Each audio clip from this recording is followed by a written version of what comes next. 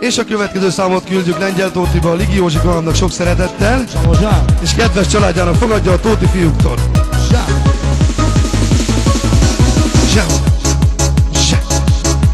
Most már tudom, hogy nem lett volna szabad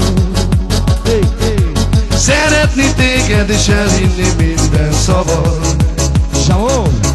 De züllött éjszakát, már Isten veletek, én keresek egy másikat, ki jobban szeret. A démlám elmegyek, eltűnök az életedből örökre, hogy ne lássák a könnyeket többé sohasem a szemedbe. A démlám elmegyek, eltűnök az életedből örökre, és ott sírsz majd, hogy senki se lát, és mindig én jutok az eszedbe, mert megcsaltad és eldobtad a szívem.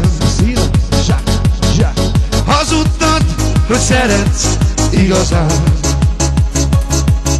de züllött éjszakát, már Isten veletek, én keresek egy másikat, ki jobban szeret. A démlám elmegyek, eltűnök az életedből örökre, hogy ne lássák a könnyeket többé sohasem a szemedbe. A démlám elmegyek, eltűnök az életedből örökre, és ott sírsz majd, hogy senki se lát, és mindig én jutok az eszedbe. Csak a dobén elmegyek, eltűnök az életedből örökre, hogy ne lássák a könnyeket többé sohasem a szemedbe. A démlám elmegyek, eltűnök az életedből örökre, és ott sírsz majd, hogy senki se lát, és mindig én jutok az eszedbe.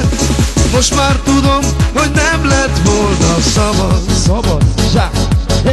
szeretni téged és elhinni minden szabad.